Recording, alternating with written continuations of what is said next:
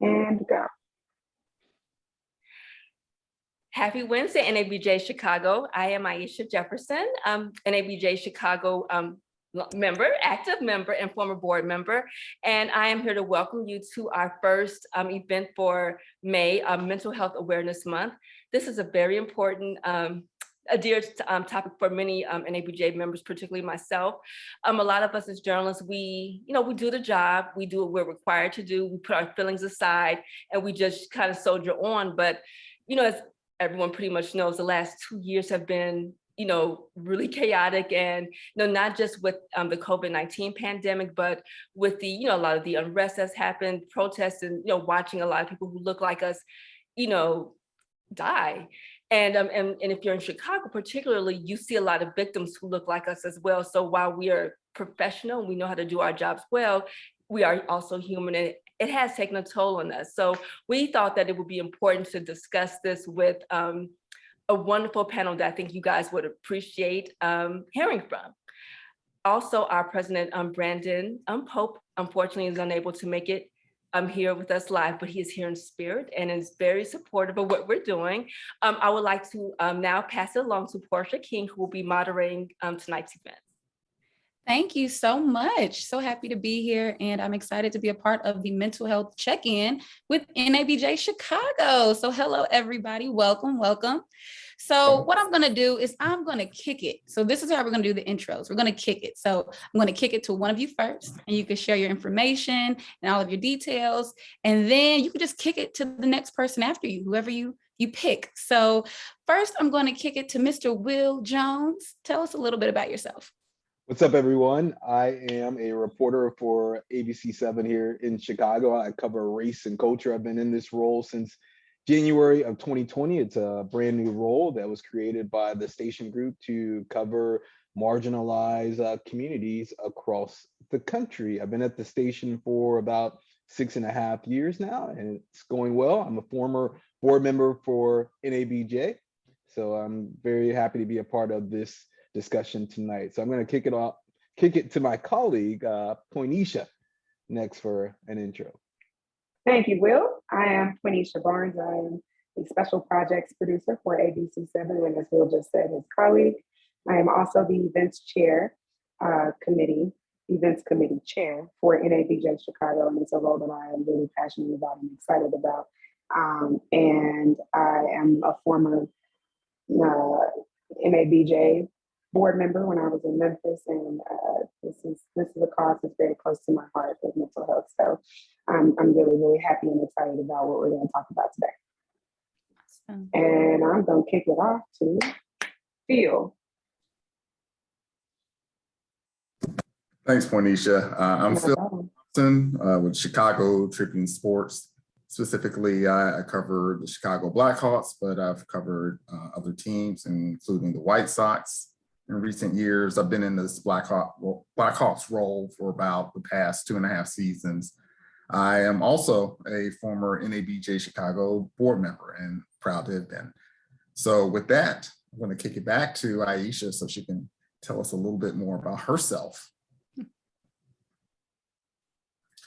And Aisha needs to unmute. I went off. My name is Aisha Jefferson. As I mentioned, I am a former NABJ Chicago board member. I am currently in a new role as digital copy editor for the Chicago Sun-Times. And I, been doing this for a while in terms of journalism. As I shared, mental health is very dear to my heart. I think it's beautiful that more people are opening up and talking about some of their struggles, and that there's less judgment around this, because there was a lot of judgment around this. And so I'm just glad that we're becoming more comfortable discussing this. And I will now kick it to our psychologist, our specialist, Dr. Nicole Cammack. Hi, I am Dr. Nicole Cammack. I am a licensed clinical psychologist, and I'm based in Washington, D.C. I am president and CEO of Black Mental Wellness. We are a corporation of clinical psychologists who really got together to develop resources and materials to give to the community about mental health from a Black perspective. So I am happy to be here with you all tonight. Awesome, awesome. Well, welcome, panelists. So let's just jump into the check-in.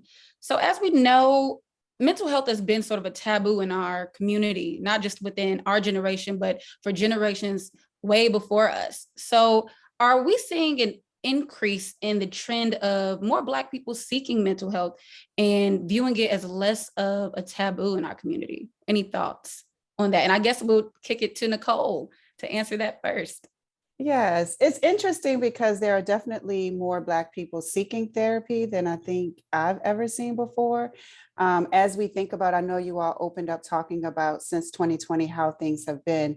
And if you ask anyone who's looking for a therapist, it's like everyone's booked. So Black people are seeking therapy, whether it's individually for their children, for family, or for couples. And so that signals that there is a shift happening in how we think about mental health. There are, of course, still generational differences, and there are some people who still struggle with if therapy is appropriate for them or what does it mean to go to therapy. But I definitely think there's a shift and that more people are looking at it in a different, more positive light. Oh, lovely. Because I've definitely noticed just in general conversations with my peers and colleagues. Does anyone else feel that sense of more openness with discussing mental health amongst your friends and family or peers? I would say with peers, yes. Well, and a lot of that, to someone's earlier point about it being generational. I recently had a discussion when I knew I was going to be on this forum about what people thought about mental health and work-life balance and those type of things for journalists. And a journalist that I've known for a long time, she's been in the business many years, said that some of these younger journalists need to toughen up, and that's kind of the attitude that I've heard from some other veterans. I'll say, probably the more seasoned they are, the more they think, this goes with the territory. But I think some of the younger generations are more receptive to, striking that work-life balance, making sure that the stresses of the job don't dominate their lives. Mm-hmm. No, absolutely, absolutely. So just to open it up to everyone on the panel, I want to know who would be interested in sharing any of your struggles with mental health, or when did you know it was time to maybe seek help or find that open and listening ear? How long did it take to get it? Because I just learned that there's a backlog, or it's kind of hard to get a schedule with someone. Or did you feel any shame? Do you feel lighter because of it? So if anyone would like to just open up and share, please do. Well, I have tried to reach out to therapists. I think the first time was around sometime in 2020. And the struggle is finding a Black male therapist. The few that I reached out to, they were booked. So then I reached out to some non-Black male therapists, and then they really didn't have what I was looking for, unless I was able to commit to like a long-term process. And I just wanted to explore first. So I encountered that struggle, and so I haven't really found one. I reached out to some friends and they told me they're therapists, and then I got the same thing that we're backed up. So I don't know where to go. Mm-hmm. So maybe we need more resources. And also one thing I just want to say to everyone who's watching, that this is a safe space. So we do want everyone just to feel comfortable with sharing their stories or sharing their experiences. So thank you so much, Will. Is there anyone else who maybe did look up and get a slot with a therapist, or just wants to speak to their personal struggle with identifying or exploring their mental health? I'll jump in to touch back on one of Phil's points of it being a generational thing. It is simply a requirement that anybody in my orbit has at least had an experience with therapy or has an introspective view on life. Because, it takes that self-work to really know what's going on and what's affecting you and why you respond to triggers the way you respond to them, and holding yourself accountable. And I think that's something very important for the people that I call my friends. So I do think that is a generational thing. We also hold each other accountable. I have a whole Black girl group text messages. Some of my girlfriends are like, check in, how y'all feeling? And some days I'll check in and I'll be like, oh, today is not my day. Today is the day that I climbed out of bed because I have to be here so I won't get fined. That's what it is. So I think that it's incredibly important to surround yourself with a village of people who think like you and feel like you, and even welcome other people into that fold so that they can be introduced to mental health resources. To Will's point, it is very tough to find a therapist that looks like us, one. Then it is very tough to find a therapist that looks like us that you gel with, because just because they look like us doesn't mean you're going to have a relationship with them. And you have to feel safe in that relationship to be able to open up and really get some of that inner work done. So that's something that I think people, in my experience, have given up on. They've entered into this and they've been like, okay, I sought out a therapist. I sought out help. The relationship was not beneficial to me. I'm done. Instead of it being like a doctor situation, like you treat a bone. If you go to a doctor and that doctor just isn't cutting it for you, you're not going to leave that bone broken just because that doctor doesn't know what they're doing. You're going to go find another doctor so that they can go fix your leg. So I'd encourage anybody who's had a challenging experience with the mental health arena to at least try a little bit more. Hopefully I succinctly got to my mental health struggles. I blame Aisha for this, and she knows it. We've had some very transparent conversations just about being more open about our struggles and about who we are as people. 2020 was very tough for me. I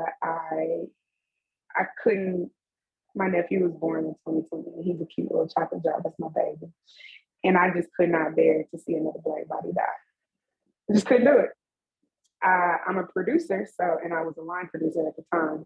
So I was watching video on repeat. Now there is a certain level of callous to the generational thing that comes with that. Like, we do have to do that, and our presence in newsrooms is imperative. However, it's also imperative that we acknowledge the pain that puts us through. But you know what? I had a mental breakdown. We're just going ahead and put it out there. I broke down. My bosses were like, okay, we got to get you some help.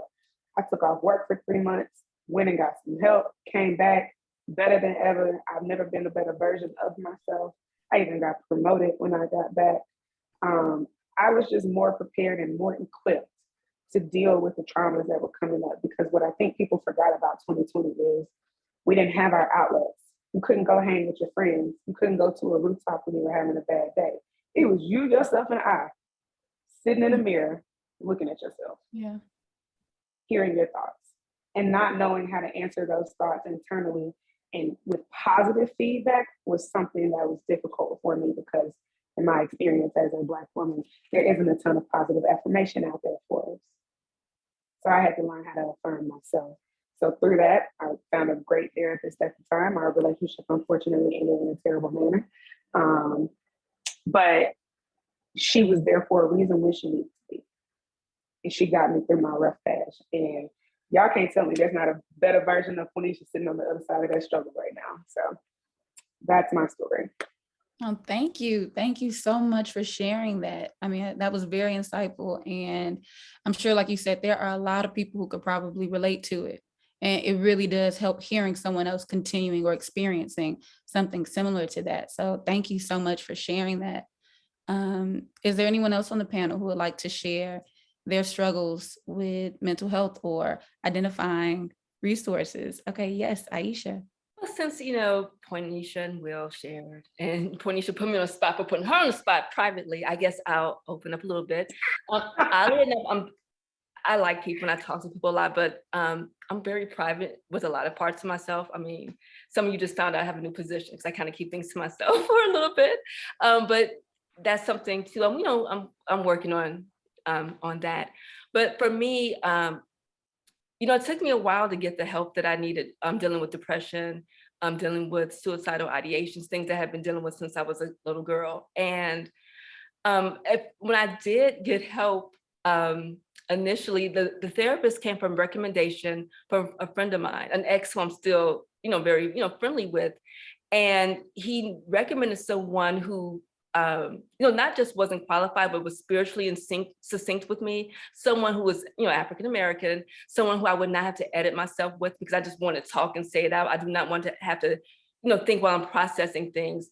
Okay, should I say this? Should I not say that? For me, it was very important that my doctors, were African-American and preferably female initially, just because I wanted to speak plainly. I don't want to have to worry about, saying certain things. But when I did get help and was able to unpack a lot of things and put things in perspective, a lot of childhood traumas I, had as a teenager, traumas I had as a young adult, even as a grown woman, it really helped me. And it's still a continuing journey. I mean, even over the past, I would say 4 to 12 months, I see a lot of growth in myself. Even in the past 2 months, I see a lot of growth in terms of me trusting myself more, me really accepting that, I know what I'm doing. I know what I'm talking about. No, let's push that imposter syndrome out. I do have skills.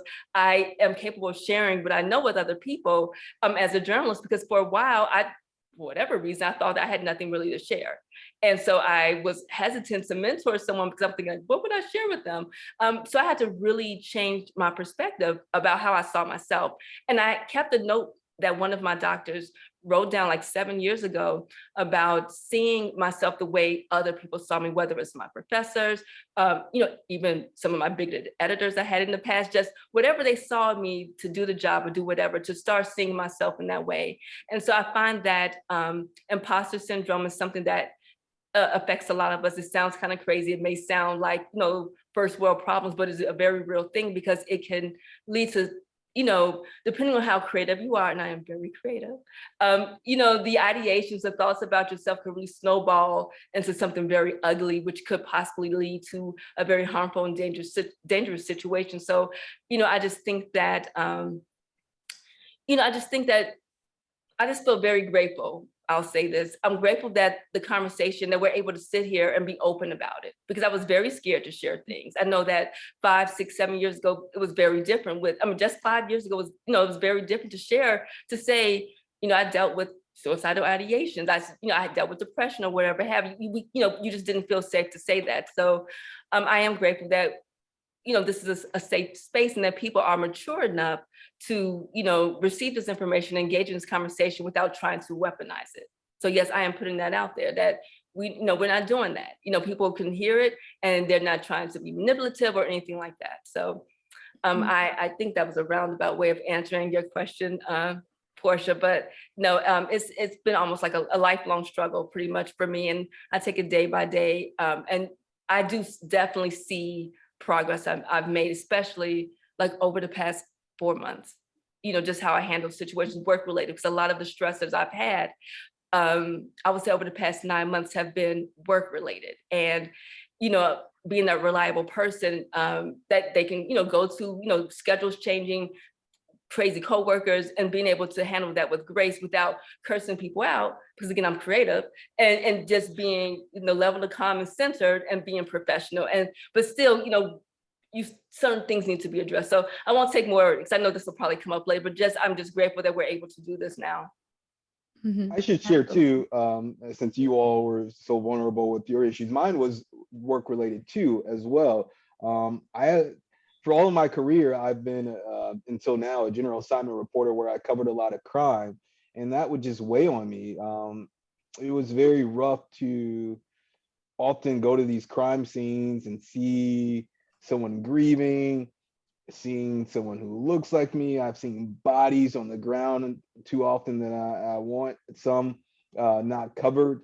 I've been in neighborhoods where there have been shootings while I'm there, and it was just too much. And I started getting like really bad anxiety before work, specifically in the summertime. The summertime is like the best season for me, but I work Saturday nights and there was always something. So I would just get so anxious like going to work, because I knew that I was going to be in some neighborhood covering something awful. And even like throughout the workday, when I was on something positive, it was always that thing in the back of my head, like, oh, I'm about to get moved. I'm about to get moved.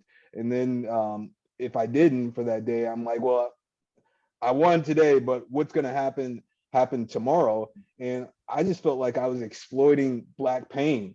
And I felt like I wasn't doing any good for the community. So I felt like I was going in these neighborhoods, exploiting their pain, putting a story together, trying to make a deadline, get a picture on the air, get an interview on the air. And for what? Like, what impact that I make? And so I felt a lot of guilt in what I was doing. I felt like I was profiting off of pain and not bringing anything to the table. And then I felt more guilt on top of that, because I'm in a position that a lot of people dream of, to be a reporter in a major market at a #1 station, and I'm not thankful for this blessing. So I battled all that, and I got a new job within the company, so it's much better that I feel like I'm doing work that I'm more proud of. But that was like my main struggle. I want to piggyback very quickly off of what Will and Alicia said. It would take like 2 seconds. I confidently and firmly stand in having support from my higher ups, because I now know what that looks like. And I am still dedicated to it. Like, my bosses from Dallas can call me right now and be like, yo, we need some help. And I'm like, I got y'all.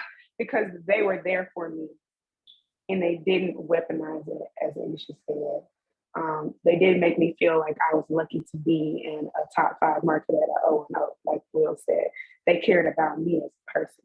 So now I have witnessed and experienced what it is like for your higher ups, your supervisors, to look at you and still believe in you as a person, and believe in you as an employee, and still elevate you and then help you through. And they didn't have to help me, but still show that they cared about me as an individual, and not just as some little worker bee that's got to turn the story out. I am forever grateful to them for that. And I think that it's important for managers to understand that when you see your people as people, you get a little more loyalty out of the situation. So that's that on that. I think that's important. I think a lot of managers don't know what we go through. In 2020, I was attacked trying to get talking with a family member of a 3-year-old who was just shot and killed driving with their mom on the road. So I was out in front of the emergency room, and I saw that the clock was ticking, and the producer was asking, do you have the interview? Do you have it? What do you have? I didn't have anything. So I felt that pressure. And I'm not the one that will go up to a family member and just with the camera. I was just having a conversation. Another family member saw that, tried to attack me. Police had to get involved. And I was just thinking, what am I doing? What am I doing? Yeah, I mean, well, those are all, first, thank you all for sharing each of your stories. And this is actually the perfect segue into the next topic. But so unfortunately, the reality is, and counter to Poinesha's point, everyone's not that lucky to have that those supportive upper heads, or those supportive producers or bosses or even editors.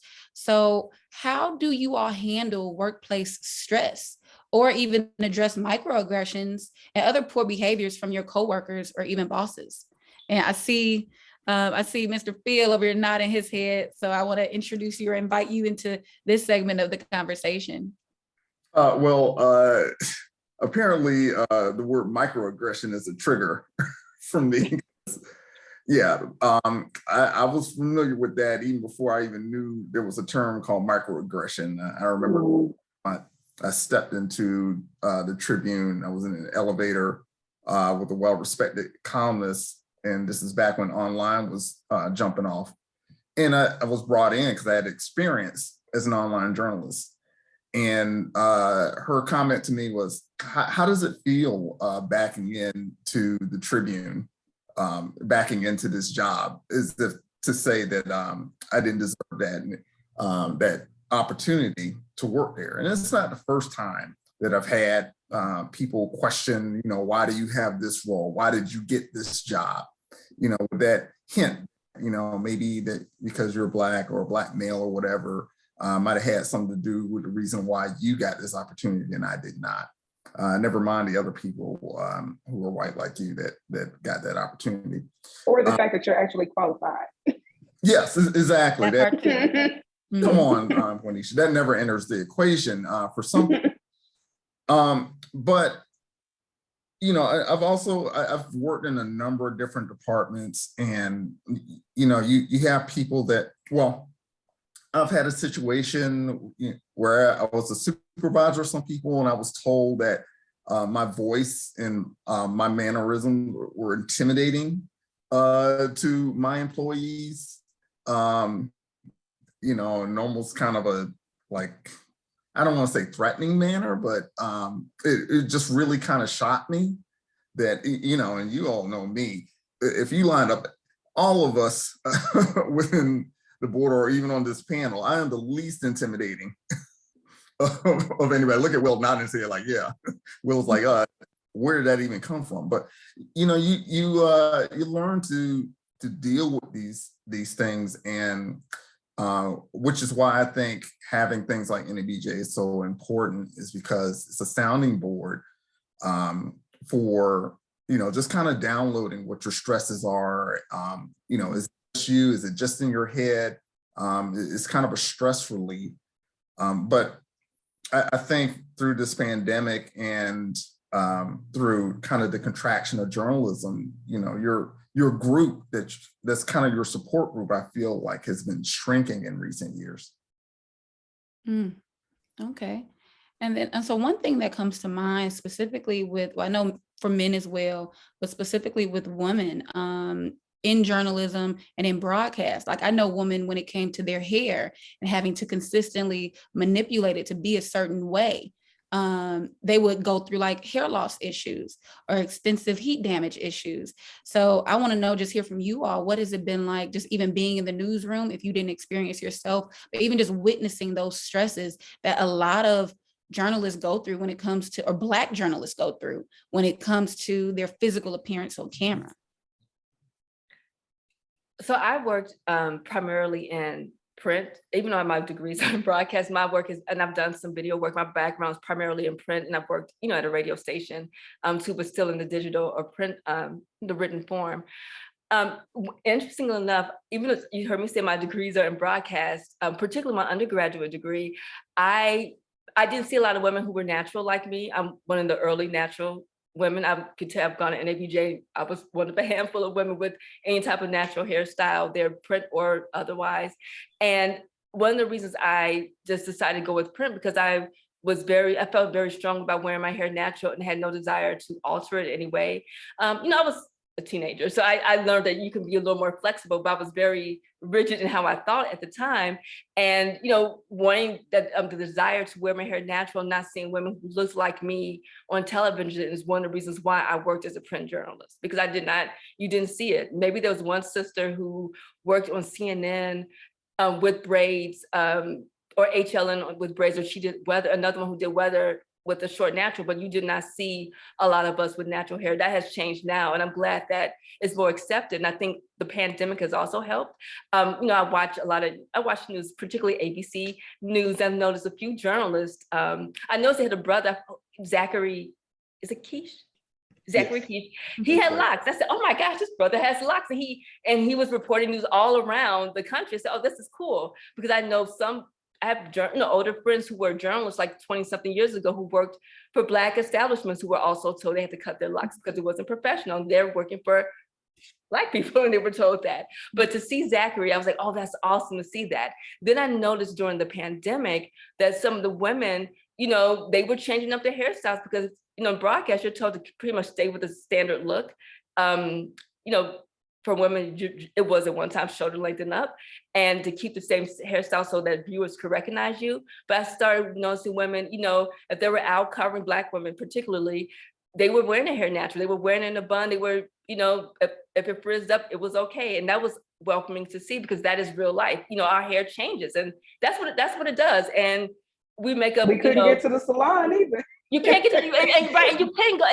You couldn't go to the salon. And on the other end of that, I saw more men wearing facial hair, which was welcome too, because you hadn't seen men on camera with facial hair since the 70s or early 80s. So that was nice to see as well. So yeah, I think for me personally, I took a turn with my career because my hair is natural, and I didn't want to change it. But now, it's welcomed more. Okay, awesome. Now let's see. Phil, were you about to say something? Well, I actually had a question for Dr. Nicole, if I might be so bold, because I'm thinking about resources at companies. And I don't know if you have stats, or maybe you can speak to this anecdotally, but I think a lot of times, sometimes companies will have things within their benefits packages in terms of help with alcohol abuse. But what stresses with the job, I wonder how many companies or industries really promote therapy for their employees in the way that, sometimes with police work, for example, they're encouraged because it's a high stress job. They see a lot of things, some of the things that Will was talking about. If a police officer may need therapy for some of the things that he's seen on the street, shouldn't a company like ABC be encouraging or supporting Will with that same kind of, those same kind of resources? Yeah, that's a great question. So of course it varies from company to company, right? But when you were talking, you were describing things that are very traumatic. And those are things that over time, like you said, you begin to feel anxious, or you begin to feel that anxiety when it's like, when is the next thing going to happen? And so some companies may offer something from I shouldn't say as small as, but as small as like a few sessions through like an employee assistance program.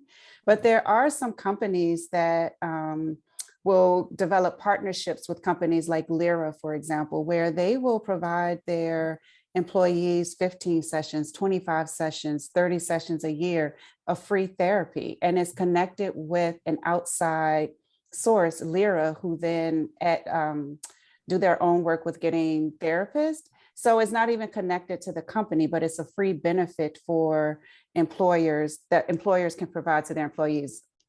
And I think since 2020, I feel like 2020 really was a shifting point because companies started to think about it because employees were affected. So people have been taking time off, people have been leaving jobs, people have been stressed. And it's like, okay, how can we support them? So providing therapy and therapy resources to your employees is a great way of doing that.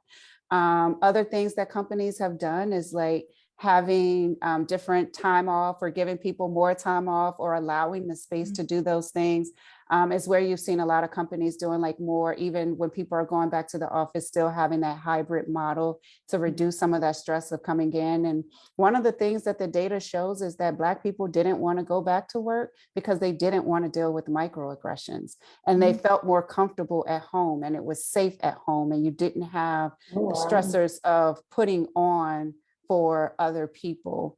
Other jobs have provided resources such as a gym or like one job even offers like a monthly stipend where employees can use that, whether it's for the gym or for some wellness activity. It could be a massage or anything like that. But you really do need to have space and resources for your employees. And it goes back to that comment about one, when you're supporting your employees, but when you look at them as more than an employee, but as a person, people become more loyal. So if I feel like I'm being taken care of, I'm going to give my best to this job. If I'm burned out, you're going to get what you get when I show up. I think that, Go ahead, Will. sorry for cutting. I think that's important because like having a boss that you respect and is looking out for you, because sometimes employees may not want to access those resources, but your boss can like create an atmosphere that you feel loved and supported and that you matter, and that can do a lot for your mental health as well. When I started this new job, one of my new bosses with the job would ask like, how are you doing? And I was just so confused by that. You give your answer, everything's okay, and then you move on. But she was actually interested in knowing like how I'm doing, like the person behind the work, and that really changed my mindset. It made me not like some things about the main job more, because I'm like, oh, I have this over here, so that made me want to like go over here more. But it's just like having a boss that takes the time to like think about who you are and how you're feeling really does a lot. And then by doing that, like I want to do the best work possible because I know this person cares about me and believes in me. So I think that goes a long way. And that's great because what you're talking about is shifting the culture. It's getting away that, oh, just suck it up, or pay your dues. This is part of paying your dues. it's got to be a shift in culture where people are thinking about these things, encouraging journalists, because, you know, a lot of people are going to come in, and this is with any job, you know, they may come in and think, you know, I don't want to seem like this is something that I need, or I don't want this, I don't want to be tagged with this, but this is something that I think we're realizing is very necessary for our wellness. And just to add to that, with Black Mental Wellness, we often get invited to different companies to do like a lunch and learn, or some employee, now they know like, oh, it's Black History Month or it's Mental Health Awareness Month. We want you to come in and talk to our employees about mental health or stress. And one of the questions we ask in those interviews, like, it doesn't matter for us to go in here and give this 1 hour presentation on stress. Like, are there things that are happening in the culture of the workplace that we can talk about? This is the time to do it. So if you want to make impactful change, this 1 hour isn't going to change it. But what are your resources for employees? Where can they go to get therapy? If there's EAP, what's the link so we can talk about it here? Do you want to have follow-up so that we can continue to show people that this isn't just a checkbox, that you really want to make an impactful change?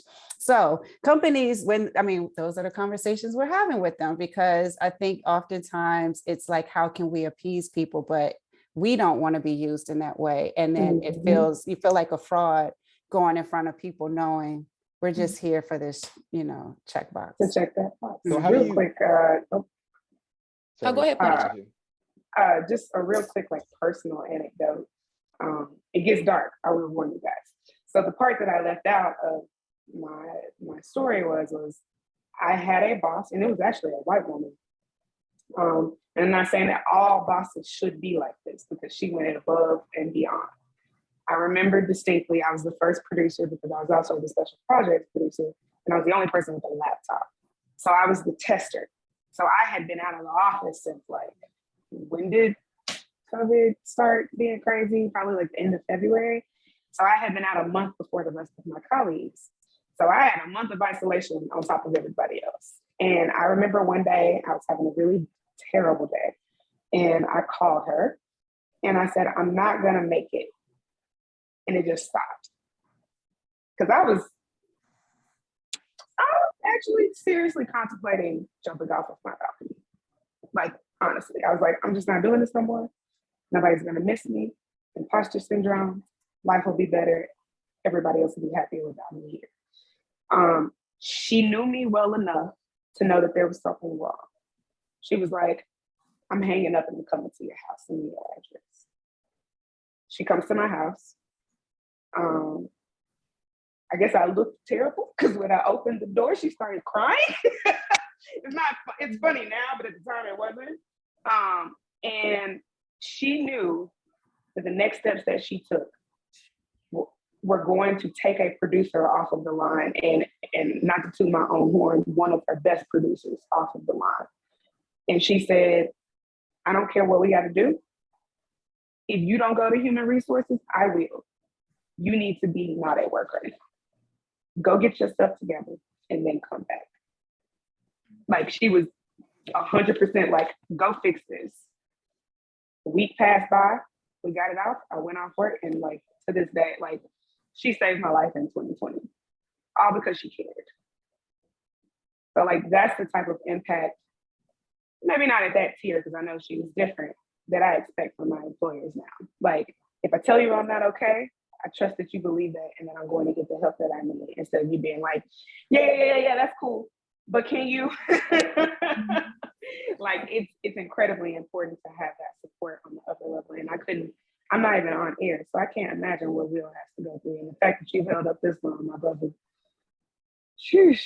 Now, I remember thinking about, when am I going to get off weekends? That's the cure. If I get off weekends, I don't have to cover the violence. And I remember asking about it, and it's just like, oh, well, we don't know when that's going to happen. And it's just like, it's hard to express yourself and make managers in general understand the mental health aspect of what we're doing, and that we're not just commodities, just turning things, that we are actually human people who are like experiencing things that we cover. It's not just words that we're saying, those words live with us. I can drive through different areas of the city, and like, I am taken back to a shooting or a deadly fire. Even in like my first job, I remember some deadly fires where I had to talk with the parents of kids who had just died on a fire. And like, I still have memories of that. And it's just amazing how many things that we carry with us and that different smells will trigger it.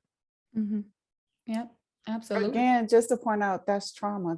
That is how trauma works. It sort of encodes itself into smells, into memories, into visual representations. And so if you drive past a place and you can recall all of those details, with that may come the feelings you felt while you were there or the emotions that were on that scene that day. That stuff can stick with you. And so you have to be mindful of the impact of that work on you, because if you don't deal with it, it sort of like builds up over time. And you may notice that. And it's the same thing. We've noticed even with like the everyday person, we have this image with Black mental wellness where it has like the names of all of these people who were killed by police since like 2020. And you can see each name and people can attach a visual, like a memory to that person. You can see what happened, the replays of it as it occurred. And we're seeing all of this stuff and not really taking into consideration, what does that do to you? How do you feel? How do you feel as a Black man? How do you feel in terms of feeling safe when you're walking through the streets? Because now you've been exposed to more than like the everyday person may know. And so that's where you might start to feel that anxiety, or you start to feel that misalignment with like, this is Black pain, I'm Black, what am I doing? And so those are the things like, you know, as you're noticing it, the next step is now you have to take care of yourself. You have to figure out those releases. And I found myself sometimes like, this is strange, in my live shots when I'm doing breaking news about crime or like fires or shootings or whatever, it's something that's traumatic, I leave my body. Like I physically, like, I feel like I'm leaving my body as soon as I start, and then I come back when it's time to say my name and send it back to the anchors. And it's just like an out of body experience. And I don't know if that was just like it turned into a coping, a way to cope by just like leaving. Like I was mentally checked out. So I had no idea what I just said, and I would go back and like watch it later. And most times it was fine, but I was not there for it. Yeah, no, and then also not to mention that in addition to seeing a lot of Black death and then working in journalism, covering the news, but then also being just surrounded by bad news. The other piece is that we come to find out that a lot of those situations where a Black person is killed by a police officer is a mental health crisis, or it is a mental component there. So it kind of always just comes back full circle. But lastly, because I do know we are getting a bit down on time, but one thing I do want to ask everyone about is, and of course we want to hear from you, Doctor, but also from everyone else, just your input on like, what can journalists do when they are feeling depressed or anxious and stressed? So what are some things, Will, you mentioned coping. So what are some things that you do to help manage and get through beyond just going to see a therapist, or some things that you can even do at home? I'll monitor the chat for anybody who has questions too. Yeah, I work out. Like if I'm stressed, I usually try to run. I haven't been running as far lately, but sometimes I would just like, oh, I'm stressed, and like run 20 miles or something like that. So I would just try to like go to the gym, and I really try to center myself. I'm like a person that I don't like criticism as well as compliments. I try to push it aside and try to center myself and like value myself based off what I think about myself. So I really try to zero in on that. I would take myself out on dates and have like solo dates and have a good old time. Go to the movies or go out to dinner, just love on myself, and then ask myself out for another date. You have to ask yourself. I mean, you got to check in. You got to check in to make sure, you know, everything was good. So, yeah, I'm not trying to, yeah, I could ghost myself, you know. I was gonna say, you ever play hard to get? No, because I'm a good date. Okay, that right there. Oh, I have something really awesome. quick, very quickly. So Portia Grant just put in the chat, I want to say this out loud. And she's the EP of our Race and Culture unit at ABC. Our community hears a lot of just pray about it. I think it's important to say that it's okay to pray and go to therapy. She also very openly, and thank you for this, Portia said that she wrestled with that and then made her therapy appointment. So that might be another talking point. If I could address that part. Take it away. So I know for me personally, a lot of the spiritual path I'm on now came with the assistance of my therapist. So we talk because she gets it. So, I like to be what I consider old school. So I'm a praying, go out in nature type of person. I'm a light a candle type of girl. I am my father's deceased, so I'm gonna talk to my father type of person. I am a, hey grandma, hey grandpa, I need your help. I know I have these spirits that walk with me. I'm that type of person. I was raised Catholic too, so we light candles and pray for everything. But that was part of my journey and really getting more connected with that because that was happening anyway. And so I found a more uniformed way to address that and to do that. And that came by way of my therapist, who I did not know her full background. But when I talked to my friend and he recommended her, it helped because I did not, again, have to edit. I didn't have to explain things to her. She got it. When I had certain experiences, in addition, outside of the realm of stress and things like that, she understood it. And so it led me to another path. So for me, again, seeing my therapist, if there's anything you need to, that's recommended to take, whether it's herbal, medicinal, prescribed, you do that, if that's right for you. But also, again, going to that prayer closet, going to that altar, having that discussion, becoming one with myself, being centered, working on becoming more mindful, affirming what I want, and really getting rooted and connected in that way, that is really helping out. And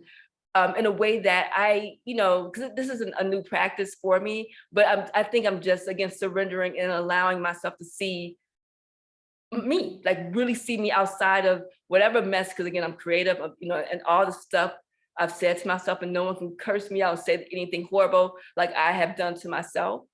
I've said some really crappy things to myself and threatened to do some very harmful things to myself.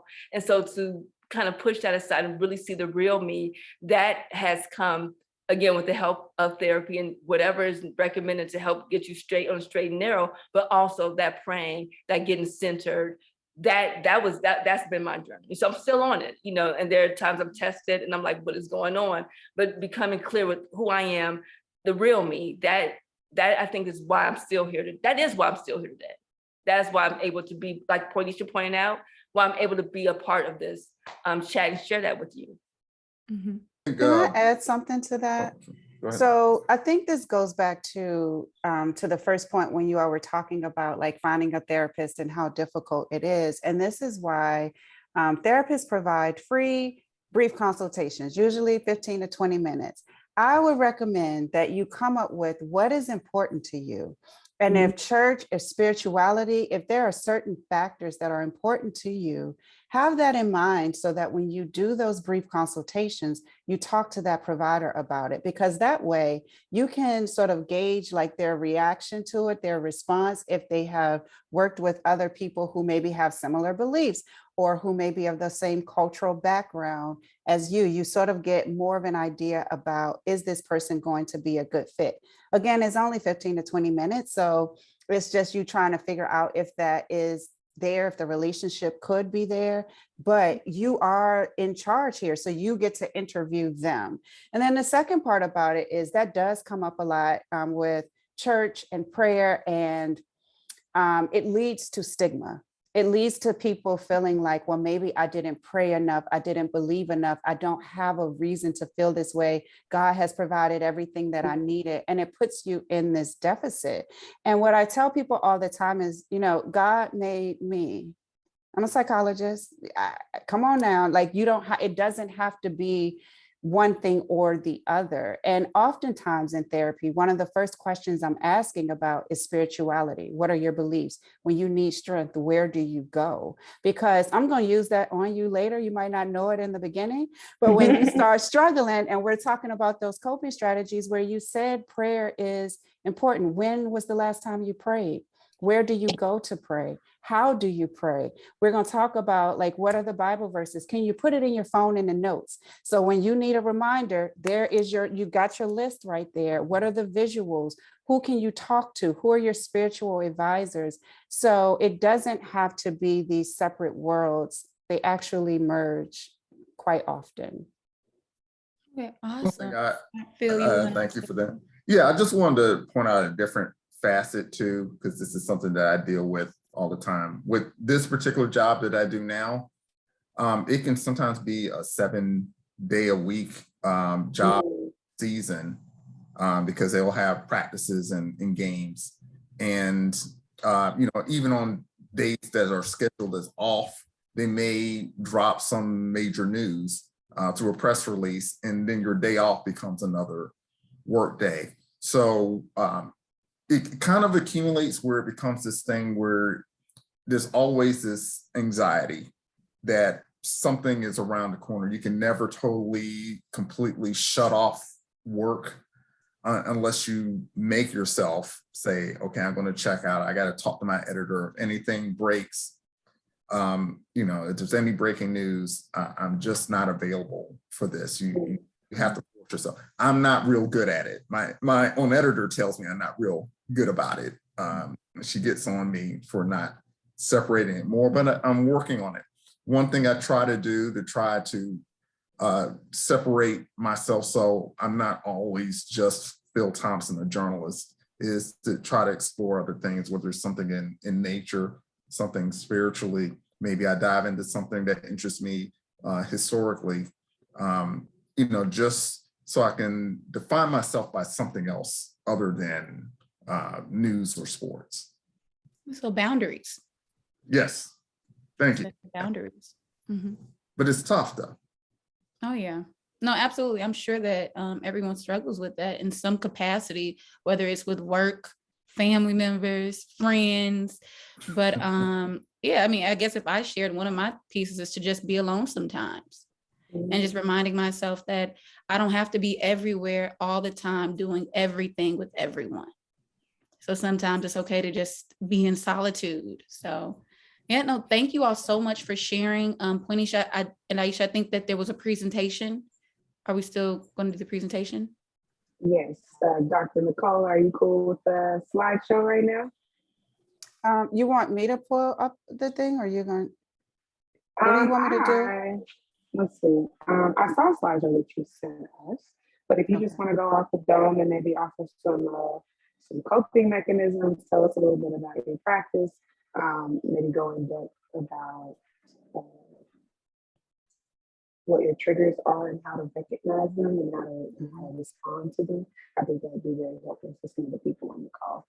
Okay.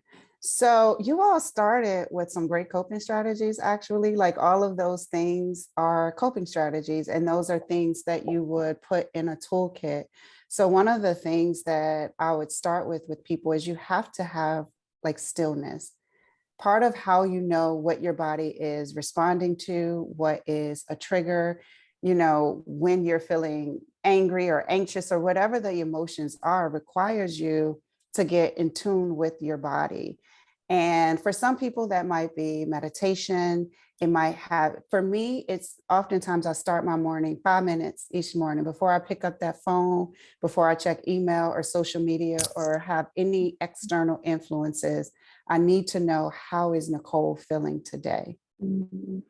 Because the world is going to tell you what to feel, or you're just going to be overwhelmed with all of these things that are happening outside of us. And so I recommend having that stillness, because your body is talking all the time.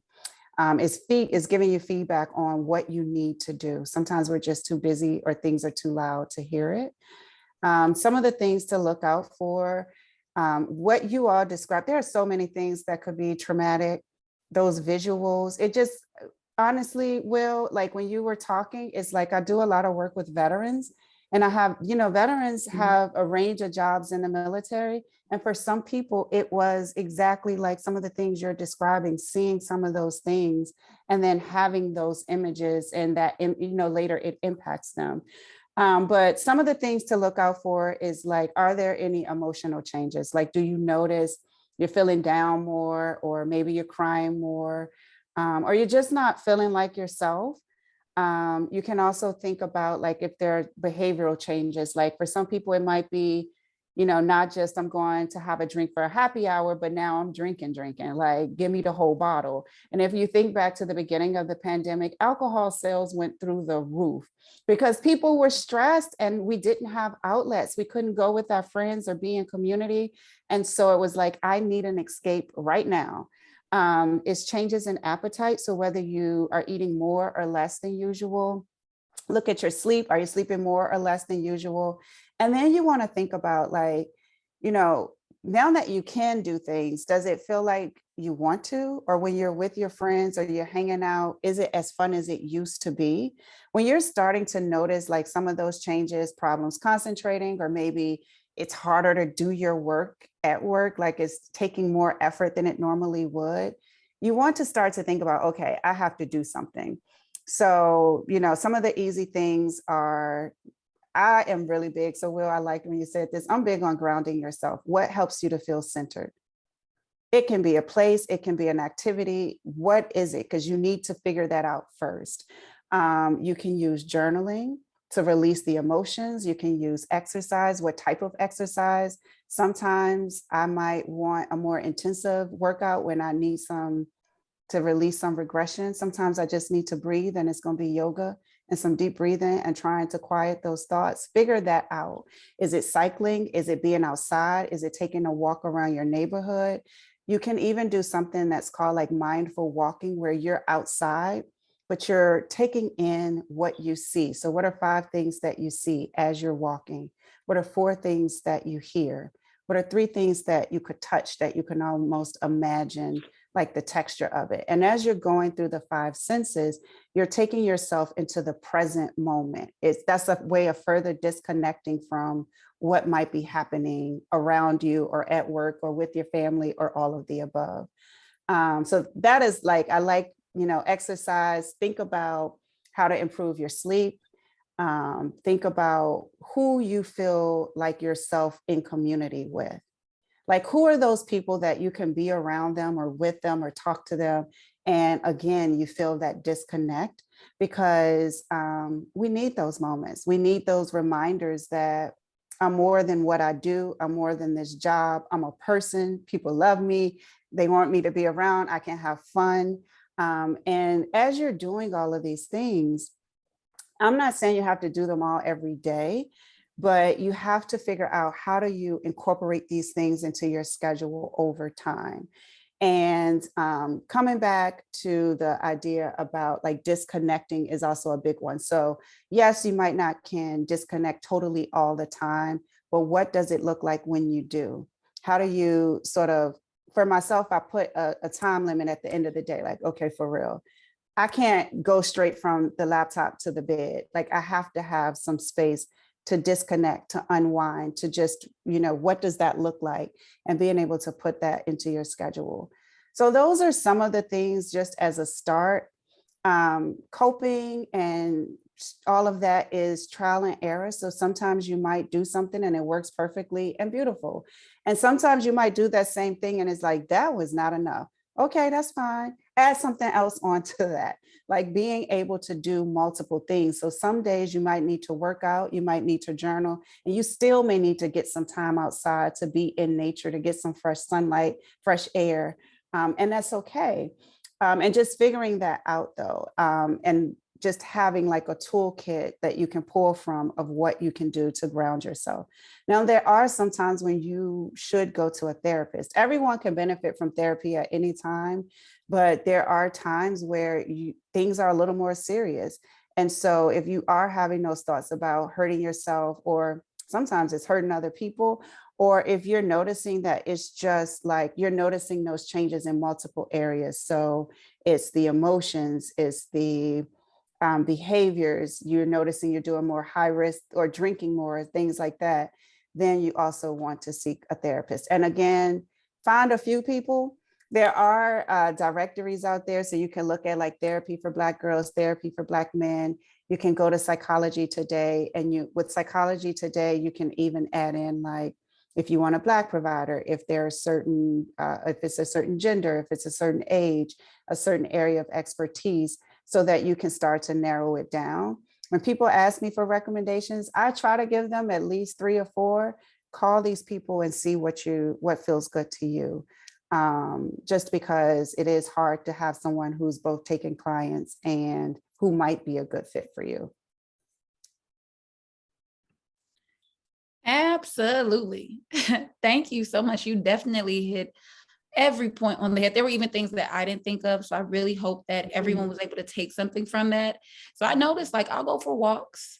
I'll just be observing things because I'm observative, but I also didn't think of that as being some type of a coping thing. But I do want to say, was there another piece to it, or are we ready to close out? If you're comfortable now, I think she did a really great job of wrapping up coping mechanisms. I will ask, however, for you to share a little bit about your practice, maybe how people can contact you should they want to seek some assistance with you. Yes.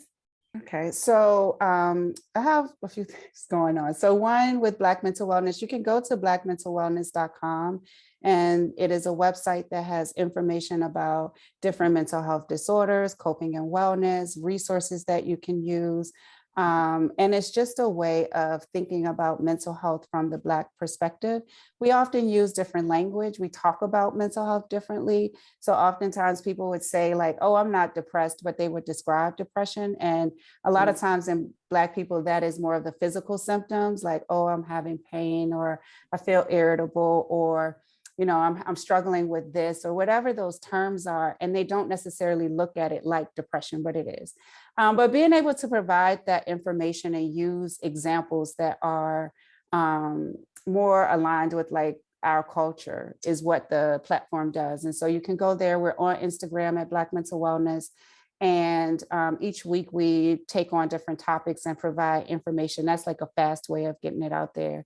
And then in November of each year, we put on an annual conference where we bring in mental health professionals, people from the community, healers, exercise, yoga, nutritionists, whomever, because we also know that mental health and wellness doesn't just happen with therapists, that oftentimes a beautician can be in a salon and doing some great work as well. And so we like to bring everyone together because it's really a community experience. Like, these are all the ways we can take care of our mental health and wellness, and we take on different topics through the conference as well. So that's how we really came together, because there was a need and we just want to have a space for our people. Oh, beautiful. Well, on that note, if we could have everyone share on how we can continue to follow you, your story, and everything. So if we could start off with Will, how can we keep up with you?